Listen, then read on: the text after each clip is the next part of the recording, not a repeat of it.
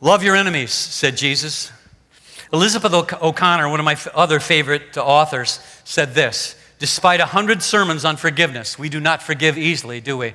We do not find ourselves easily forgiven. Forgiveness, we find, is always harder than the sermons make it out to be. Why? Forgiveness defies every primal instinct you and I have. It's the most unnatural act in the world. For 40 years, I have been coming alongside people and finding out that they're not Christians. Whether it's my server or the carpenter who's working on my house or just people. I run into people all the time who are not Christians. And so I talk to them about their lives, and I talk to them about my life. I listen to their story, then I tell them a little bit of my story. And they say, no, Jesus is not for me. And I always ask them this same question. I've asked this question thousands of times in my life. What do you know about Jesus? Just tell me what you know about Jesus. And you guys, it's remarkable. Almost without fail, they say, I say, what's the one thing that you know about Jesus that stands out to you? Without fail, they say, he said, love your enemies. They always say that. Jesus is the one who said, love your enemies. Why do they pick that one? Because they know that's the toughest thing in the world to do. They can't do it, and they watch the Christians who can't do it also. And they say, well, they're no better than we are. They don't forgive their enemies either. They hold on to bitterness too. I would like to see a church that completely forgives its enemies. Wouldn't that be cool? What could God do in a community of people who are not offended by people who have wounded them? The truth is, this is the truth about forgiveness. I am so grateful that I've gone to church for so many years. And why do I go to church? I don't go to church because I'm a Christian.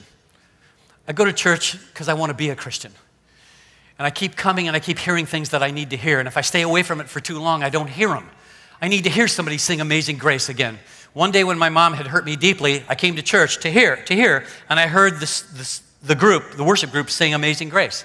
And as they're singing Amazing Grace, they sing the verse that says, it's grace that brought me safe thus far. And then what? And grace will lead me where? Home. Because grace always leads you home. It always takes you back to the one who knows you best and hurts you most. Grace always takes you back to your wife, to your husband, to your grandparents, back to your children, back to your crazy uncle. You guys, we can't do anything about our families. There is no lifeguard for the gene pool. You understand that, don't you?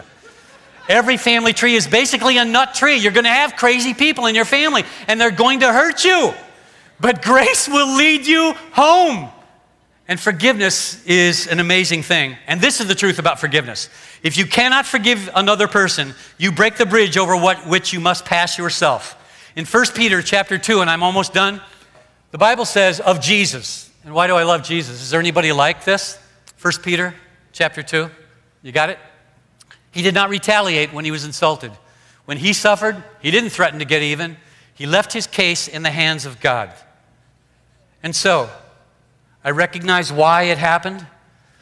I recognize I live a life opposed, and there's nothing Satan wants more than for me to become a bitter man. I release the person who wounded me. I do what Joseph did. Instead of Joseph getting bitter, and you know he was tempted to be bitter, his brothers show up. They ask him for grain. He reveals that he's the brother they tried to murder. They look at him and they're horrified. And they think, oh no, man, what's he going to do to us? And Joseph looks at them and says, what you meant for evil, what you did to me, you tried to kill me, what you meant for my evil, God meant for my good. God put me in this position so that I can save you guys. That's the most incredible grace outside the cross of Jesus Christ. And last of all, then you reach out and you serve them. So Joseph, instead of getting bitter, he serves Potiphar's house. He serves in the prison. He serves the Pharaoh. Then he serves his brothers. Why? Because he did what we all have to do. Refocus on how much you are loved. Refocus on the love of God.